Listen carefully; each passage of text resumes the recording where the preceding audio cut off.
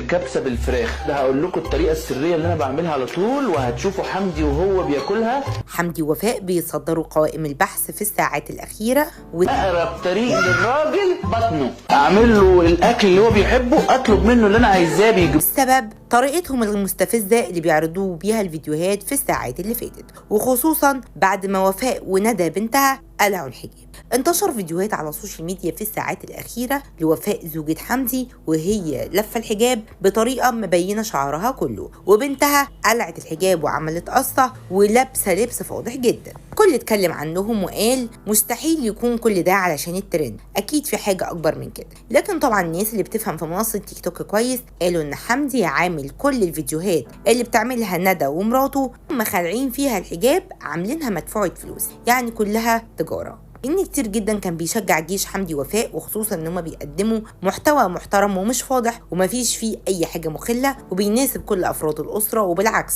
محتوى كان اسري جدا، وخصوصا ان هم كانوا بيعملوا انشطه مع اولادهم. لكن كمان قبل الواقعه دي حصلت مشكله كبيره جدا ما بين حمدي وما بين وفاء بسبب فيديو صوره الوفاء وهي بترقص على احد الاغاني بيه بطريقه غير لائقه تماما، وزي ما يكون بيصوروا الفيديو كان يثيروا بيه الجدل. كان حمدي واقف بطريقه غريبه جدا وعمال يتحرك يمين وشمال بشكل مستفز، والكل قال له ده انت غلبت الراقصات اللي موجودين في مصر اللي احنا بنبلغ عنهم. بسرعه ما الفيديو ده اتحذف من عنده، بس في نفس الوقت كل المواقع اتداولته عن واقعة خلع الحجاب لوفاء وندى.